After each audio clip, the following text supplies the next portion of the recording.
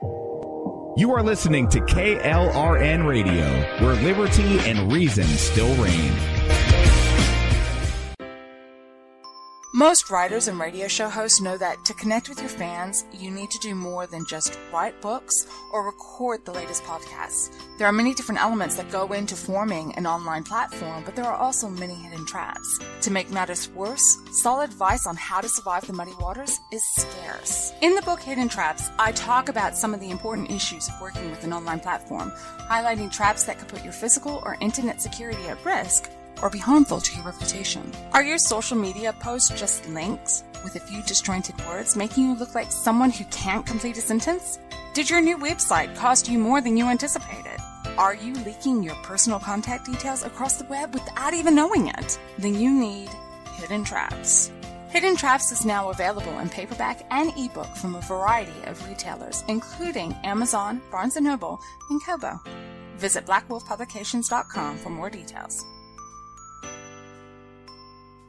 Do you need a car? Been shopping only to be turned down because of bad credit, low credit, no credit, bankruptcy, or divorce? Guess what? Today's your lucky day, because now you can buy a car, truck, or SUV, just about any vehicle. It's true. Bad credit doesn't matter. No credit doesn't matter. Bankruptcy or divorce, it just doesn't matter. As a matter of fact, your job is your ticket to your new vehicle. We're Auto Credit Express, and we've helped thousands of people just like you. Antonio H. told us, great company, got me connected, and the day I went in, I drove off in the car I wanted. 100% worth your time.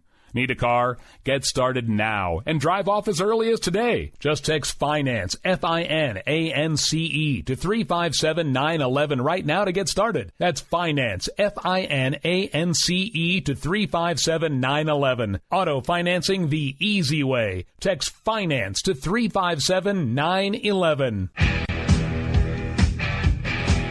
KLRN Radio has advertising rates available. We have rates to fit almost any budget. Contact us at advertising@klrnradio.com.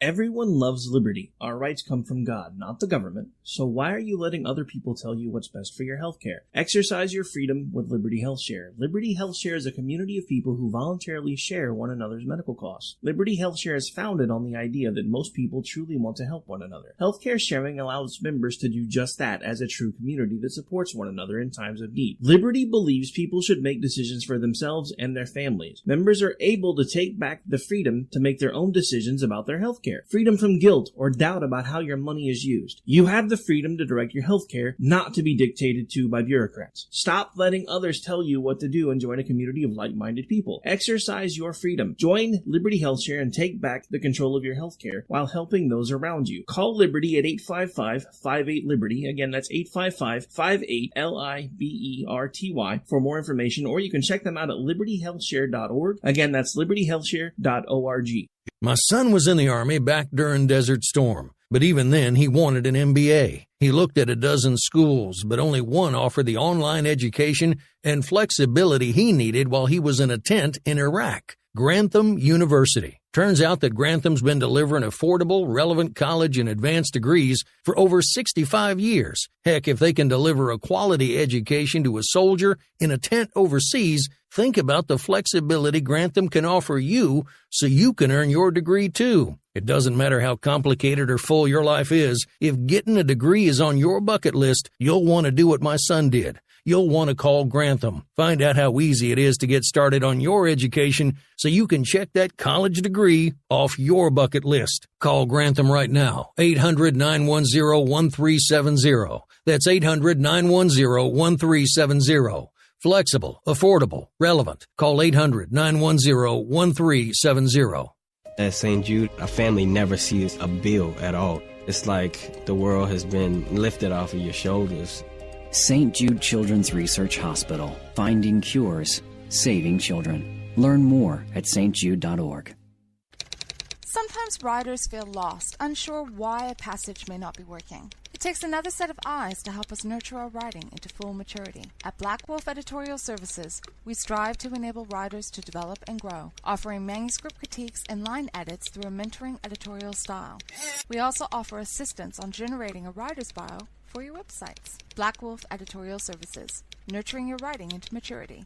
For a full list of services, visit blackwolfeditorial.com. You're listening to the Spark Radio Network, internet radio like you've never heard before. Innovation, creativity, and imagination are all said to begin with a spark. So fasten your seatbelt and take the ride of your life and listen for the spark.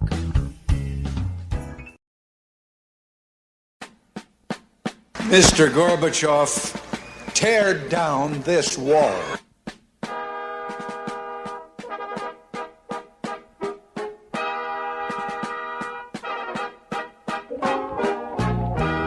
Oh, beautiful, our heroes proved. Liberating strife.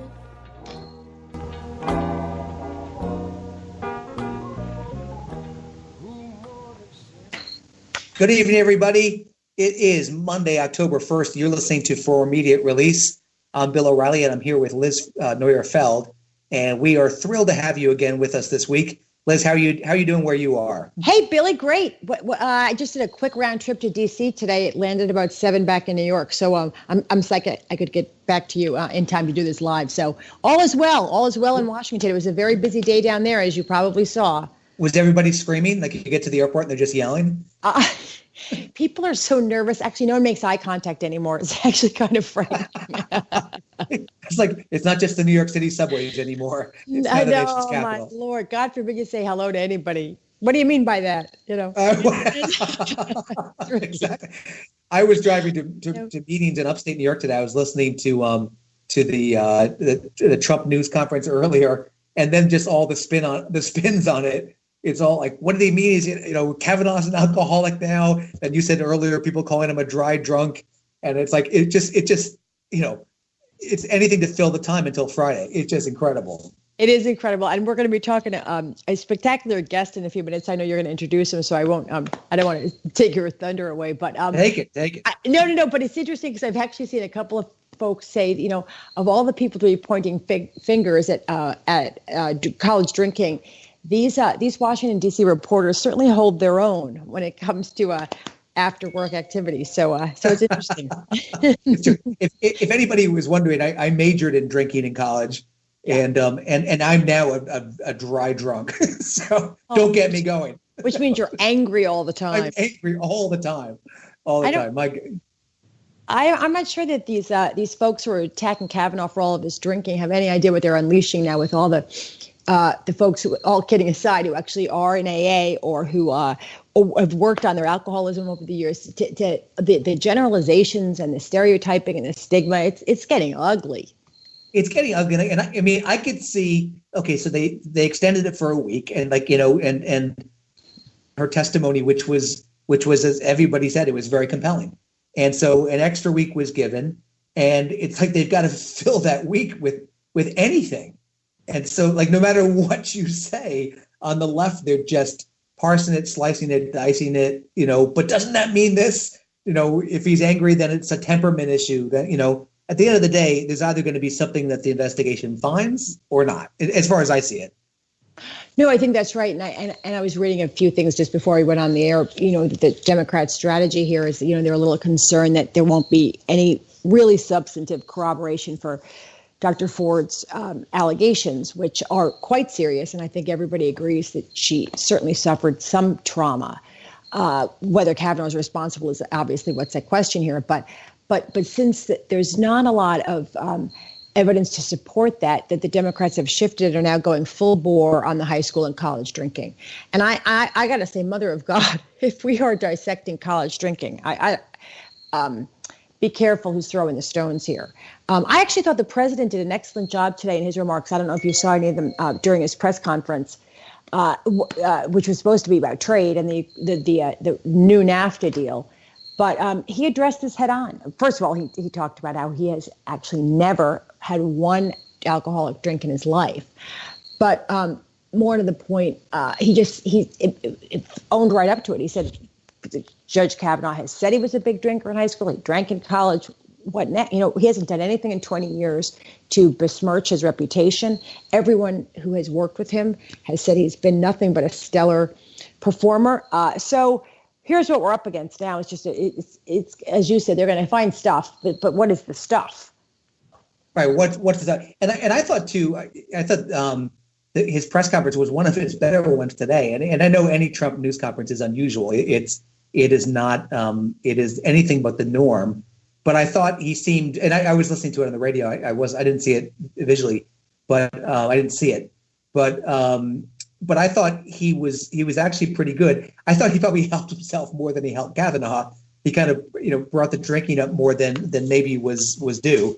But we'll see how it plays out. It's going to be a long week. You mentioned we have a great guest coming on, and he'll be on in just a minute. So I'll talk a little bit about Edward Isaac Dovere before he comes on. Isaac is right now the chief Washington correspondent for Politico, and he's going to be joining the Atlantic, I think, beginning next week.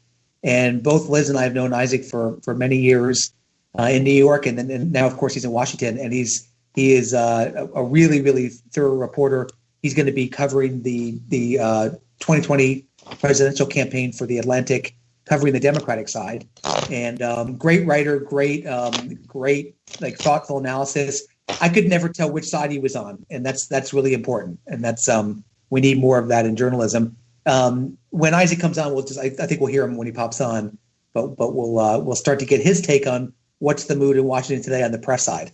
I guess you got the airport and the taxi and the Capitol. Was that your day, Liz? Oh, my Lord. It was correct. It was Reagan Airport. I actually had a meeting at the White House this afternoon at 2:30, so I ran into a few folks coming off of the Trump press conference. Actually had a terrific meeting. There's a lot of good work going on, despite a lot of the chaos, and I don't agree with everything that goes on, believe me. And it's certainly hard to get anything across the finish line. But that's true with any administration in any White House. I've been doing this a long time, as have you. So this is not unique to Trump, despite a lot of what we read. But anyway, it was a great day, and it was beautiful. It was 80 degrees down there, so people were happy about that. But then I did a quick turnaround and came back. I meant to ask you before. Does the White House look very much different than when you were there during Reagan Bush years? The office, funny. Can I tell you, it's so funny you'd say that, because I was actually over right by my old office in, I used to work for Marlin Fitzwater, and I was literally standing outside my old office today, and also my OMB office. And it's been painted. It's beautiful. It's definitely an upgrade. It's nicer. An upgrade. Oh, good. I think the Obamas did that. The Obama White House did that, because I'd been in it maybe 10 years earlier, and it didn't have quite the fine finishes that it does now. But it looks great, and it always looks great, especially in a day like today. And as you know, when you fly down to D.C., and I take the train a lot, but when you do get to fly in over and see the monuments, so that never gets old. Voice message system 9. So he's not answering the phone. Oh, I think he'll probably be there in a second, because I did text him a few minutes ago, so he should be hopefully answering the next one. I hope. But we'll keep talking. No. Isaac will join us when he can. One of the things that we're trying to do, Billy, that I was down there for, and this is what I've been working on for the last couple of years, is to try to get a new entity that's just like DARPA in the Department of Defense for health innovation and medical innovation. Actually, the proposal is for a HARPA, a Health Advanced Research Projects Agency, that would essentially translate basic science into product, which is exactly what DARPA does for national security. And there's been very little innovation in the last 30 years in this country, and certainly on the government side. And as a matter of basically driving private sector investment and innovation by starting with federal investment, we could make dramatic changes and dramatic improvements in a short period of time. So we've got this really the gold standard in DARPA for, you know this, DARPA invented the internet and GPS and stealth technology, robotic prosthesis. And we don't have a similar vehicle in the government for health and for health innovation. So it certainly seems that this administration, has demonstrated its commitment to doing to innovation and also to driving private sector investment. So we've got the NIH, and they do terrifically important work in basic science, basic research, but they don't do a lot of translational work. And our goal here is to basically... Isaac. Oh, hey! How are you? All right, how are you?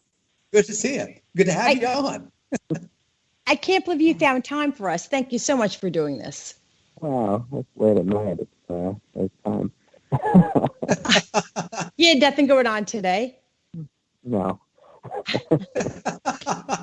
First of all, Liz was just talking. She was in the Capitol today. She went down for something and did a quick trip to Washington. My question was, when you get off the plane, is everybody just yelling? It seems like it's just a madhouse these days. People are very angry all the time. All the time. On both sides. Everybody's angry. And Isaac, we promised to get you off in 20 minutes. We'll get you off just at around 10:30. And but we did a little bit of warm up for our listeners about you're at Politico now, the chief Washington correspondent, and going to the Atlantic. Can you tell us about that transition? I've always thought you were going to be at the Atlantic, as you know. We talked about it years ago over coffee on 24th Street, I think. Yeah, I remember that coffee, actually. Billy was one of your references. You didn't know that, but he got called on your background check. That's right. I did have to do a background check for it, actually, which is a new kind of thing in journalism, but I guess it wasn't that extensive, and the FBI was not involved. But the job that I'll be taking is part of a very newsy expansion of the website at The Atlantic, and one that I think will become clearer to the outside world over the next couple of months. There'll be a lot of hires and a lot of plans that are announced. And the idea is that the Atlantic is one of I think it's the second oldest still functioning institutions in journalism. It was Ralph Waldo Emerson was one of the founders of it, so it goes back. Wow. But was bought last year by Laurene Powell Jobs, who Steve Jobs' widow, who bought it with the mission of building it into something even bigger and more a part of the American conversation than it has been over the last 150 years, which is a big mission, and that's something that depends on really getting a handle on politics of what's going on in the country right now, and a number of other things. So it's not just politics that will be expanded on the website, but my job will be politics, and it will be very much focused on the presidential race coming and some other political things that are going on. But I'm making my first trip of this year to Iowa. This weekend actually is my first assignment. So I got to say, I think it's already noticeable, Isaac. Liz and I were talking before the show started, and like you have, in the one of the things we wanted to talk to you about was how much the news industry and the political industry have changed over the last 2 decades. But you see, with all the there are winners and losers in the industry, and one of the notable winners, seemingly out of nowhere to me anyway, is the Atlantic. It was always the great Atlantic, the long form pieces, and it was a little literary feel to it. It was always exquisitely written. But the Atlantic has become really important again, and it kind of ubiquitous. I'm seeing every third byline seems to be out of the Atlantic. Well, that means that we're doing our jobs right already, and it really is at the outset of what this will be. There is a lot of energy and a lot of ambition and a lot of organization to make it into even more than it seems to already, and I'm glad it's getting across already. But I have a feeling that based on what is the groundwork that's being laid so far, that come a year from now, it will be much bigger and much more part of your life and everybody's lives who cares about a lot of, not just politics, as I said, but a lot of things that are defining what's going on in the country and in the world. Something that people are thinking about because there's news being broken there, and it's being done in a way that's smart and interesting and innovative, and that's what we're all after. And I hope the long form survives. Yeah, go ahead, Liz. Sorry. No, I was going to say, I saw that you hired Jamel Hill. Yes. Well, I didn't, but the Atlantic did.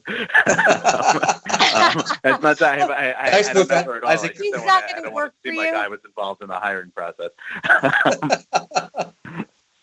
And I love Steve Clemons, who I'm assuming he's still down there and doing his thing.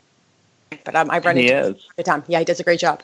It's a great core of people. And Steve is one of them who have been there for some time, and now, I guess I was the hire that was announced last week, and Jamel Hill was announced this morning, and I based on where things are looking for the Atlantic, I would guess that it'll be moving at an even faster pace than one a week in the weeks to come. So, Isaac, looking to 2020, which is right around the corner, are you going to be following individual candidates, or are you mostly going to just be out in Iowa and New Hampshire and following the pack? How's this going to work? You're going to have a lot of people. You're going to have a lot of people to follow at this rate. There will be a lot to follow, and it is not clear how many a lot is at this point. But I will not be tagged to one specific candidate. I think I probably will be spending some quality time in Iowa and New Hampshire, as well as some of the other places where this race will be unfolding for the Democrats. Obviously, that means Nevada and South Carolina and California. Now that California is the fifth primary and much earlier in the calendar than. Oh, I didn't realize that it had been moved up. Oh, that's interesting. It's a smart play for them. Yeah, and that will obviously alter the dynamics of the race quite a bit. But then it's also playing out in lots of other spots in the country that are going to be crucial in ways that Democrats haven't made them crucial, at least in the early stages. I think there'll be a lot of emphasis on figuring out who could win in Ohio, who could win in Michigan and Wisconsin, these places that obviously went to Donald Trump, that were the blue wall, and that would be essential for a Democrat to win back if there's any realistic shot of a Democrat being successful in 2020. Isaac, how do you, especially from being on the road, how do you not fall into the trap of modern technology where everything that you report is just the instant? Like if I think about the Atlantic or say on the right, maybe a commentary or other, maybe National Review, how do you slow down the process to get a better result in the writing side and the reporting side? I mean, it's just a rush. It's so much a rush now to get the 10-minute news cycle, but it seems like knowing you, to me, your greatest strength was that you were always willing and able to see the forest for the trees. And can you still do that while you're on the trail? You can. You just have to do it in a much more faster way. Like every 10 minutes. Yeah. So I don't think that there are a lot of stories that would hold over the course of a month or even really a week. But you have to be able to, and this is, you asked about the changing news business. I think that what we're seeing is that with Twitter, with TV news, with whatever, all the immediate ways in which people can get the basics of the news. Okay, this person said something that was interesting. This thing happened. nobody wants to just read that as a news story anymore. They see the headline, that's all they need. What you need to figure out, though, is how to give people something that will help them understand what happened more, and explain why it matters in the larger context of what's going on in a newsy way, telling them things they didn't know already, but not waiting for very long to give it to them. So it's hard. It's trickier than I remember when I was in college, which was not such ancient history, but I did an internship the summer of 2000 for a newspaper called The Hill, which still exists in Washington. Sure. It used to come out once a week, and all the reporters would stress over writing one or maybe two stories per week, getting it done every Wednesday night. And I have a couple days left at Politico, and I filed 2 stories today. So, right, slow day. Yeah, exactly. Yeah. I was wondering whether there's any type of like support groups going on among journalists today for everybody yelling at you guys. And it's what's it like out there? It's important to be able to have some space that is not defined just by the news or by other reporters or by sources or whatever it may be, if that means going to the movies or it means spending time with your family or whatever that is, because it does not ever stop, obviously, but you learn that the fact that it doesn't ever stop means that you can pull out for a couple of hours or even sometimes a couple of days. And there is the ability to, you miss 1 or 2 stories or maybe 15 or 20, but there are enough other things going on that you can miss a little bit and still be okay. It's more of a soap opera now. I think you can plug in about any time, and you haven't missed that much. It's everybody's still angry. Well, sorry. Actually, Billy, that was exactly what I wanted to ask Isaac about. You before you got on, Isaac. Billy and I were talking about angry voters, and I'm just curious to get your thoughts or what you see going forward beyond November, because everyone's so angry right now. These elections are about it. This cycle is about anger. Going forward, though, do you think that's really what's going to drive the country, and not just younger voters and angry women, but just in general is going to drive people to pay attention and to get out to vote and to participate in 2020? Are we still going to be angry? I guess I was asking for the next 2 years. Look, because I'm exhausted. I'm not sure that anger is the defining thing that is going on for a lot of voters. It's certainly what's going on within the kind of political world. It does seem like the frustration is where things are with how still a lot of things in government are not answering what people wanted. And there's when you see in every other aspect of our lives how quickly things move, how in technology we get a new iPhone every year, and problems get solved in private sector and even in you can't in your own personal life you can't go for very long with a looming problem, and yet in Washington and in a lot of state capitals too, there is just an inability, it seems, to move quickly to solve problems. And that contributed a lot to why President Trump was able to win and have the strength that he did.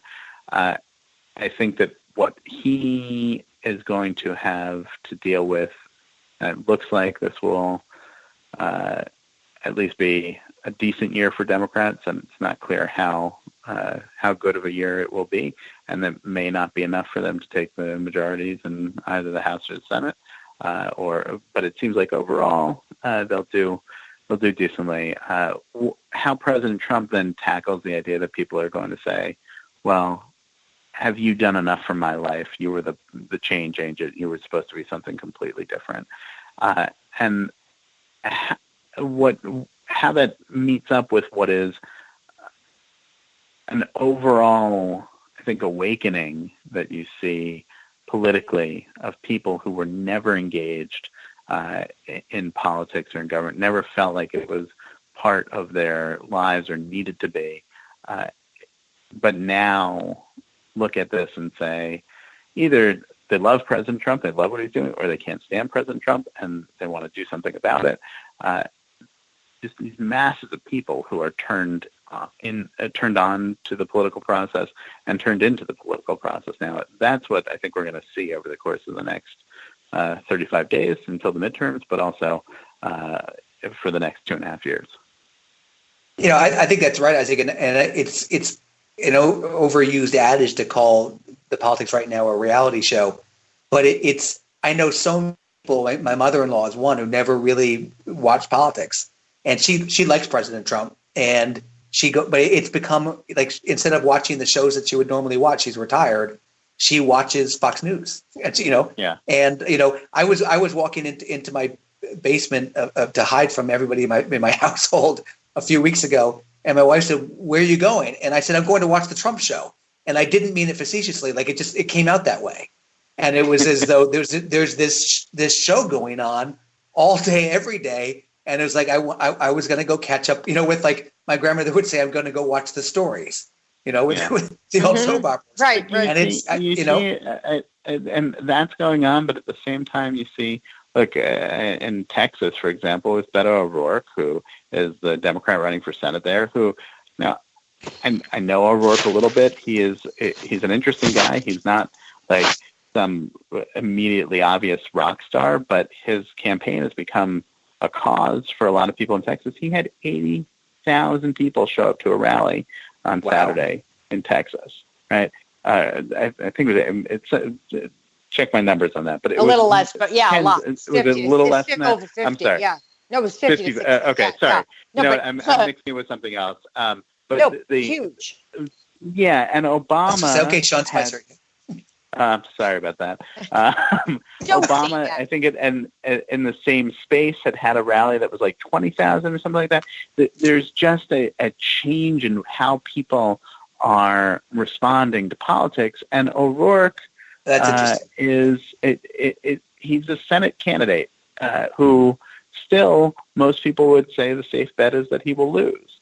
But what's happening is that just people are in touch with what's with the politics on the Democratic side and the Republican side. They're watching it. They're on their phones constantly. It is infected every part of everyone's lives. It's a very different thing, and it is certainly something that has come because of Donald Trump being president, and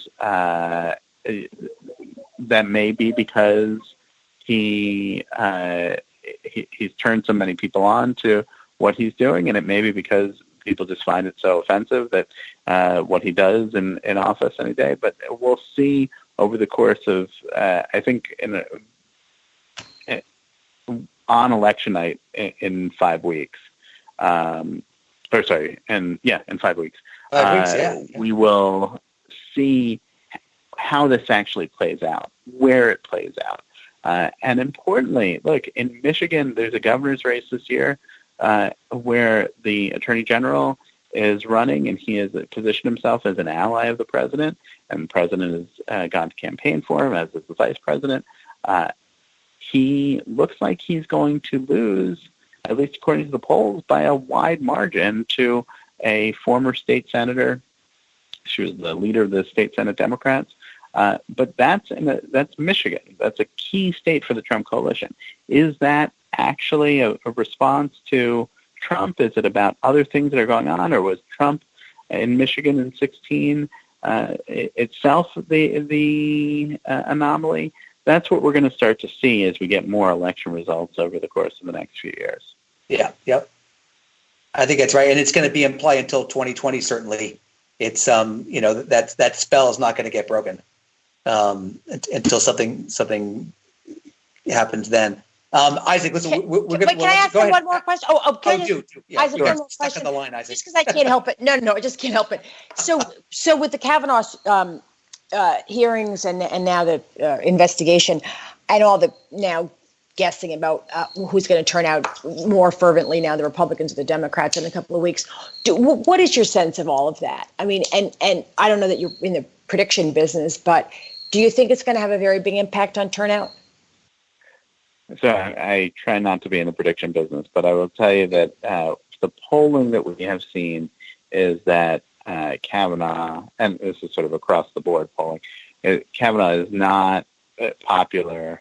He wasn't popular in a large way before Dr. Ford made her allegations against the judge, and he's gotten less since then. And what we also see is polls that show that it is that people who are opposed to him are more passionate about their opposition to him than people who than the passion levels of people who are for him. That's where things stand right now. There are a couple of things that we need to consider about that. Will that last or will it fade? How will it be affected by whatever happens over the course of the next couple of days and weeks? If we don't know what the FBI investigation will turn up. If it turns up anything, we don't know what the confirmation vote will look like, when it will be.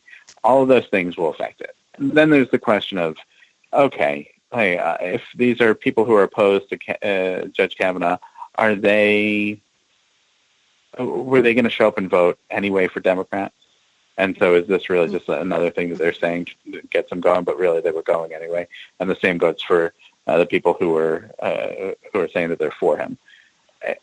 I think it really does have a lot to do with the timing of how this goes.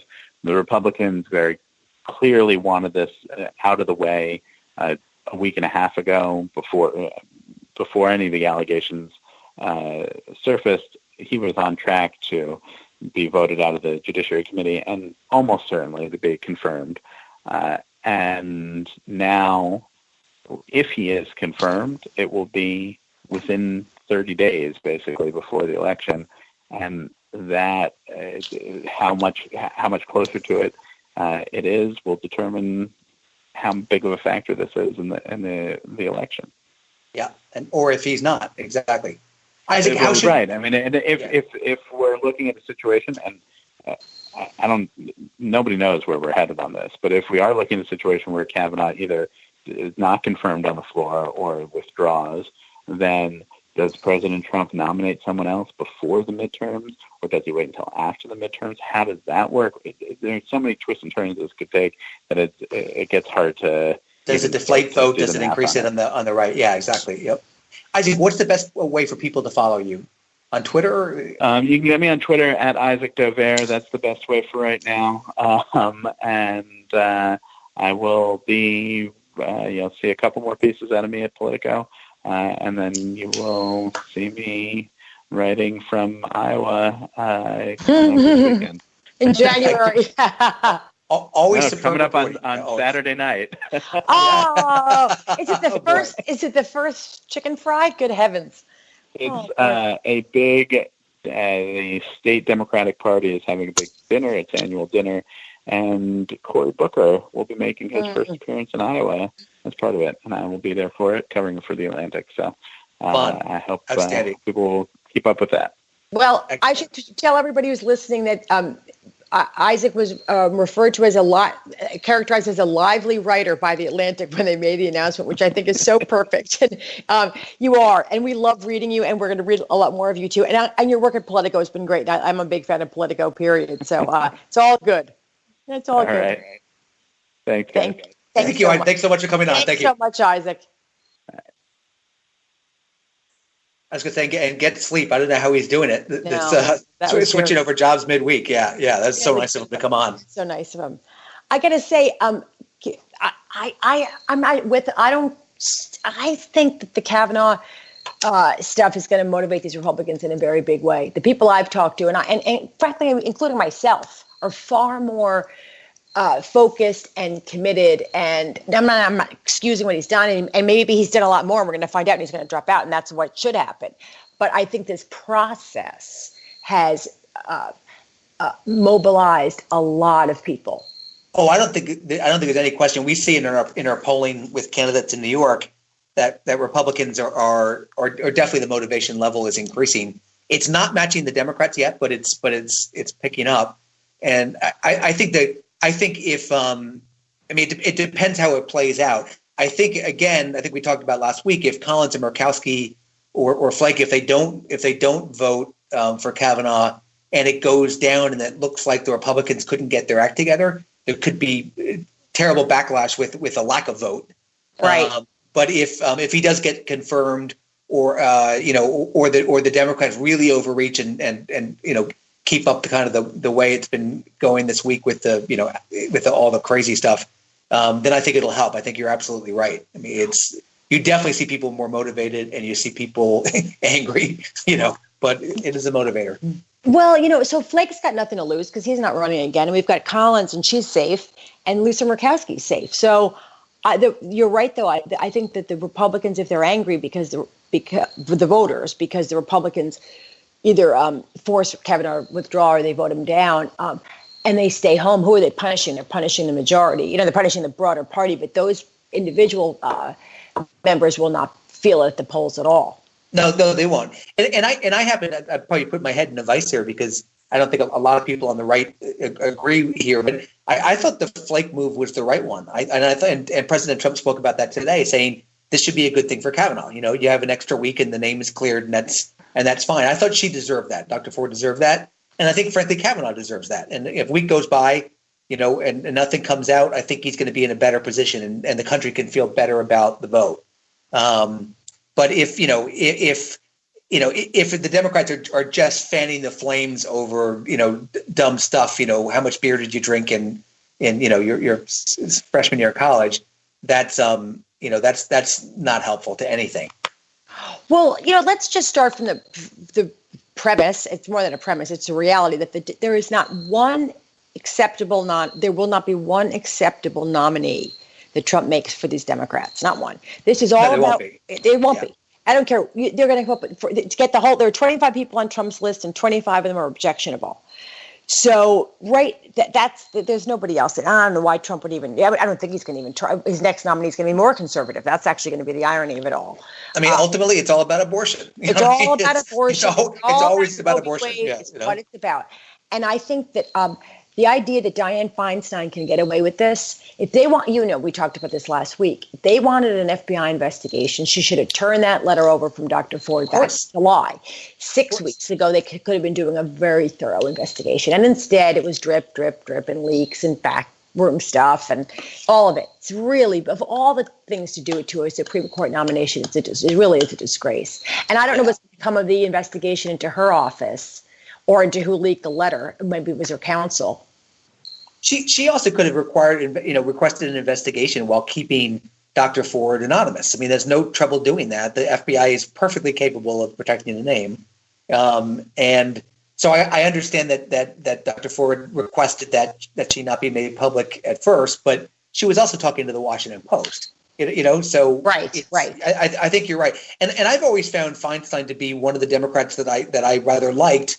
I'm on the political right, but I always thought she was kind of a fair shooter, and I'm not sure she's going out the right way on this one. It just it was the political timing was just so obvious. I mean, not that there's not politics on both sides, but come on, it really wasn't handled right. But we'll have the week. I mean, we'll know by next week when on the show next week. Well, I think we'll have a sense of this is going. If there's nothing more, I say he gets confirmed. And he should. Well, I have to say, burst out laughing at one point during the hearings the other day. I don't know if you had a chance to watch. I guess you listened on the radio, right? I was actually watching. And I just thought of you instantly and our commitment to term limits, because at one point during the questioning, Senator Leahy said, "I've been sitting on this committee for 44 years and I've never seen anything like this." I said, "Holy Lord Almighty, where's Billy?" 44 years just on the Judiciary Committee. And then I, of course, immediately went and looked up Grassley and Hatch and Feinstein. They're 85 years old. And they're healthy and they're committed to public service. I mean, I don't agree with a lot of what several of them say, but or how they vote, but that's just wrong to me, Billy. It's just wrong. No, it is. And it's also, you talk about living in the bubble. I was just trying to think of the right analogy for it. It's like even when you see Mitch McConnell, I mean, it's got nothing to do with the rest of us. They're like in this intense like, hockey fight. There's been like a hockey fight going on for 25 years, and like they're just no one's taking their eye off the punch. It's just there's this thing going on. It's got nothing to do with anybody but those in Washington, and it's at some point you have to break up the players, and you can't say that any one person is indispensable. Yes, if you do term limits, you're going to lose some good people, no doubt. But there are other good people out there. God produces people all the time, and there's going to be another good one coming along. It's right. The Leahy, it's just hilarious. I had a client, Liz, years ago who used to run in New York and would put bus signs up, and every year it was 12 times endorsed by the New York Times, 13 times endorsed by the New York Times. And at one point I was like, Senator, you got to stop it. It's like, past 10,000 new laws, Well, No, and we've talked about how these candidates who run for the 10th, 12th, 13th term, and then they try to run as change agents. I say, now how does that work? How does that work? Liz, I want to go back, if you don't mind, going back to thinking about you in the White House today, standing in front of your old office during the when you were in the Reagan Bush administration. How has you worked in the communications? When there was no electricity. Yeah, I did. Right. Well, actually, I was thinking there's probably a lot more computers on the desk now than in '84. But how did the press work then compared to now? It's just insane, the difference. Well, it's funny because I actually did go by at OMB when I in the communications office. We had a big AP machine. You remember those? They were literally this big machine. Tear off the story. Yeah. Tear off the story, and and would run all day long like a teletype. And that was really how we got a lot of our breaking news. But of course, as we've talked about, these reporters filed once a day, generally. They had 5 or 6 o'clock deadlines. The Times and the Washington Post, they'd maybe have 8 o'clock at night.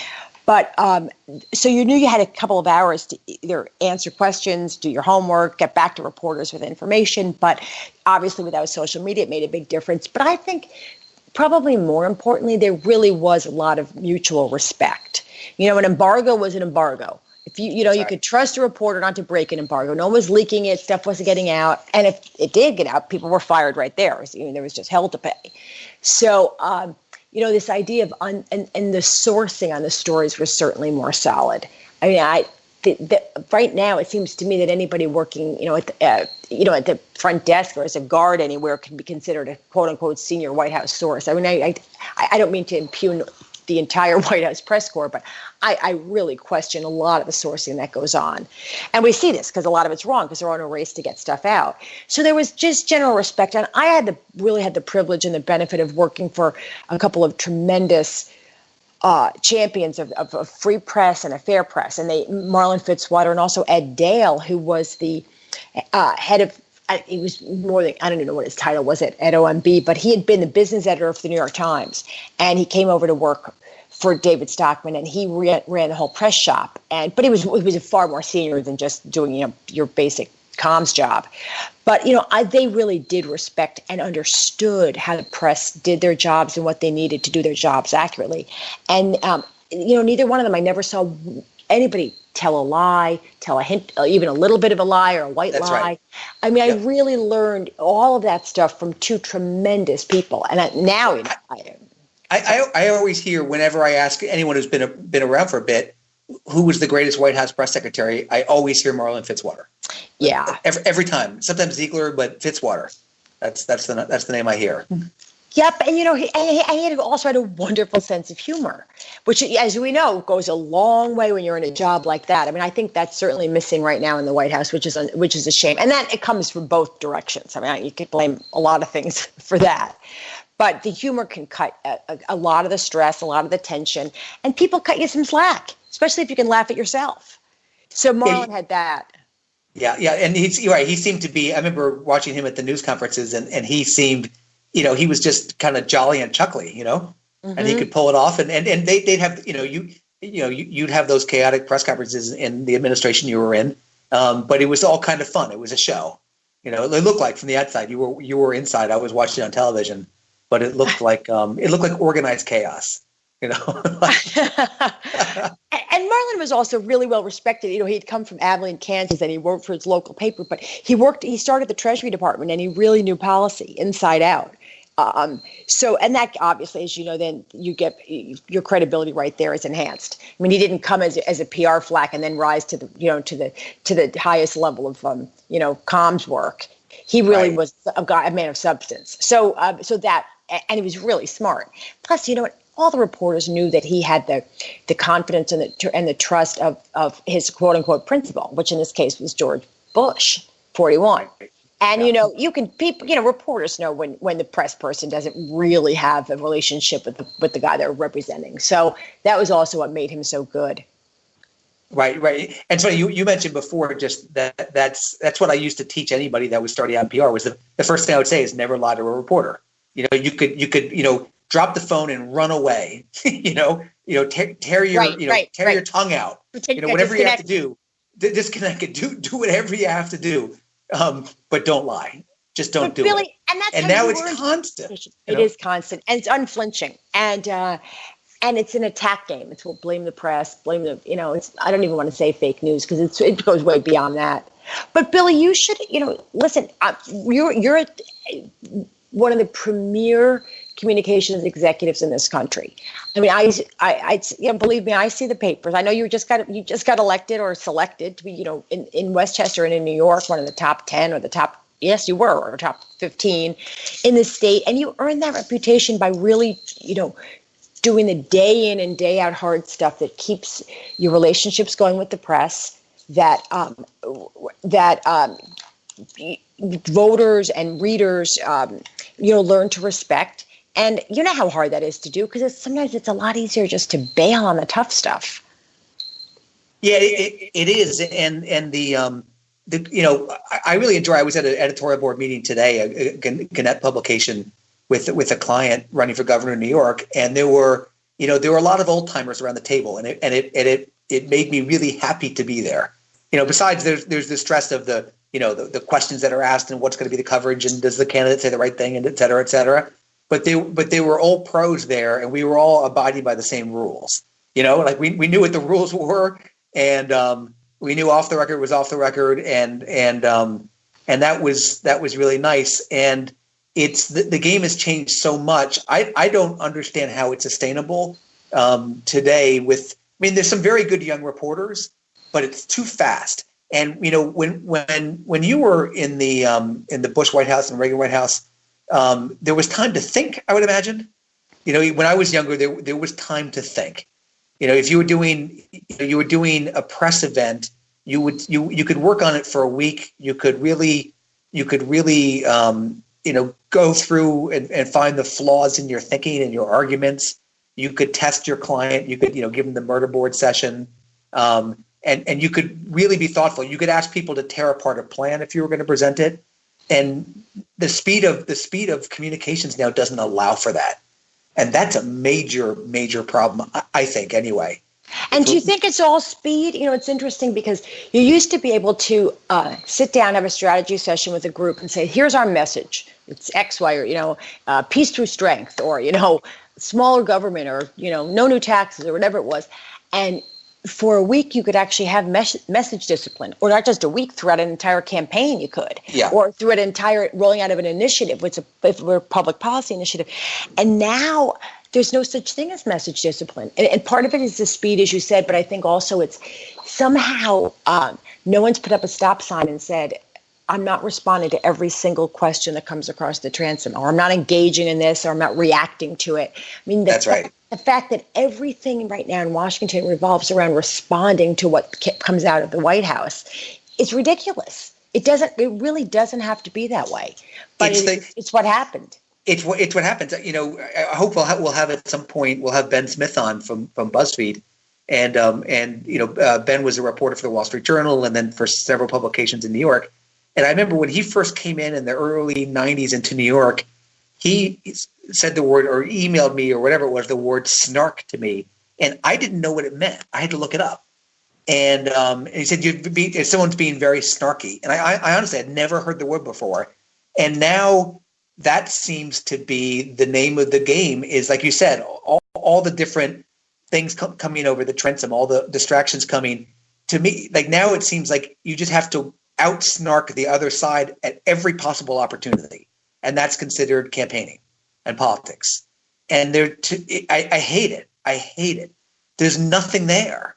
There's just nothing there. It's just. I mean, it's like na na na na na na. You know, it's just back and forth all day long. And it's like this is a republic, you know, and like democracies are precious. That can't be how you run a country. But that's seems to be generationally a lot of what the interaction between electeds are these days. And does that mean that, and we've talked about this too, that negative ads are a lot more effective than positive ads now? Yeah, they have been for a while. Yeah. I think it's going to switch. I think it's going to stop working at some point. And I think there's got to be room for positive at some point. And the sooner the better, I think. You know, you think about the Morning Again in America ads, and there's some other, you know, great ones out there. But the negative always worked. If you think about Tony Snow's, you know, the Daisy ad on Goldwater, I mean, negative always worked pretty well too. But there's nothing like when you break through with an ad like Reagan's, when you find that thread that goes throughout us as American, you know, kind of the human thread, and you lift people up. That's something special, and it's been missing for a long time in this country. And someone's going to have to pick up the mantle. That's not Trump style. That's not. No, it's maybe not. Obama did that for Democrats. He didn't do it for me, certainly. But there's going to be someone that's going to do that, and it's going to be effective. And then the herd will emulate that person again. Well, yes, and I think it gets back to the question of sort of what are you for? I mean, how many times can you just run against whatever is going on? And it's interesting that Isaac pushed back on my characterization of, you know, voters are angry, and I think he's right. I mean, some of them are angry, and some are frustrated, and some are just distracted or disappointed. But I don't see people coming out in favor of anything positive anywhere right now, and that's what I don't see changing anytime soon. And that tone is set from everybody who's running right now. I see that across the board. Although I do love this guy running in New Jersey, Hugan. His ads are great. Yeah, that's apparently he's very positive. Race. Yes, it is. Who was I talking? I was talking to someone tonight. I did a show earlier, and there was. I heard that there was. I don't know if it was a confidential poll or not, but it was 3 points in that race against Menendez, which is really pretty interesting. Mm-hmm. I mean, Menendez is, he was on trial and ended up. Getting off somehow miraculously. I don't know how he did, but New Jersey is a very blue state, and you'd think it would be a tougher climb, but that's a tight race. I think they said it was 46-43 with Menendez on top, and that's if it's 46-43 Menendez and the race is tomorrow, Menendez loses as far as I know politics. Yes, I think that's right. Oh, definitely. You know? It's really so unusual, but it's so unusual. I'll tell you, I saw the clip of Elizabeth Warren from yesterday when she was up in Boston. I don't know if you saw this, when she was talking about how angry she is. And she kept saying it, which was her point. That angry. And she used the word like 10 different times. And she said, and I own it, and I'm angry. And people were, yeah, I'm angry too. This whole crowd of, too. Oh my God, my Lord Almighty. I always say this because I do think it's all relative. I wish people would look around a little more and see, how wonderful life in this country really is sometimes. And then I saw Alexandra, Ocasio-Cortez, and she was really angry. She was even angrier. And she was even angrier. And I looked and I thought, holy moly, you can't be this angry at this age. You've got to earn that anger. What do you have to be so angry about? You know what I mean? For God's sakes, Anne Frank was living in the attic for 2 years. Stop it. But it's really true. How long she's tired of being put down, and it's like, holy mackerel. So right.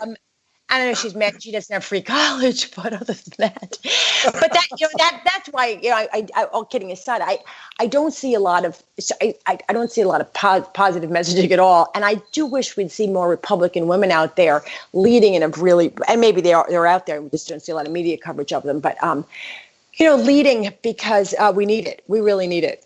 And there's so many Republican women running this year. There's like record numbers.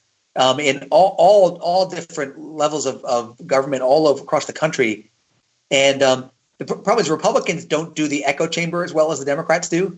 And I think that's one thing they need to really improve is optimizing, all the assets they have. But it seems Republicans are all kind of individual players out in the field, and the Democrats they have unions, they have a lot of special interests, they got Soros money, and they all kind of echo each other. They probably say the same thing about us, but they're better at it, frankly. But there are a lot of women, and I'd like to hear their voices too in the next 5 weeks, because they have a lot to say, and they have a perspective that is important in the Republican Party. I hope it predominates at some point. Well, Nikki Haley is a great example of that. And of course, she's in a sort of an apolitical position. But I think she's got a wonderful, her message, her style, her approach, her temperament. She's firm, but very positive. And I don't know how you feel about her, but she's exactly the person I'd like to see out there. Love her. I wanted her for VP 4 years ago, or maybe even 8 years ago. I think she's been dynamite. And she's someone who stayed loyal to President Trump, but at the same time, she's pushed back at him and gotten away with it. And that shows how much respect he has for her, because he doesn't suffer fools. And he clearly doesn't consider her a fool in any regard. No, I agree. And she is a tough cookie. When she puts the flag in the ground to run for president, I'd love to be part of that. Yeah, I agree with you there. And Marsha Blackburn's out there. I mean, I know the president was campaigning for her, I think, last night, unless that's tonight. But she's got a tough race in Tennessee, that's usually a layup for the Republicans. But she's got a very tough competitor down there. Yeah, I think the Democrats recruited very well this year, and because there's nothing better. I mean, I guess they have the anger again on their side, but there's nothing better than feeling like a wave is coming to jump into the crowd. But they have a lot of good candidates. I mean, they're running hard. No question. They do, yeah. And Corker, as you know, was no ally of the president's, and so he's, it's his seat who she's running. Marsha Blackburn's running for that seat, so that I'm sure is being used against her a lot. She's spending most of her time talking about defending Trump, and Corker is out there every day saying Trump's, doing a terrible job. Exactly. So on that note, I think we're out of time. We're out of time. All right, great. Thank you, everybody. Thanks for listening. Talk to you next week. Good night, everybody. Good night, Bill. America,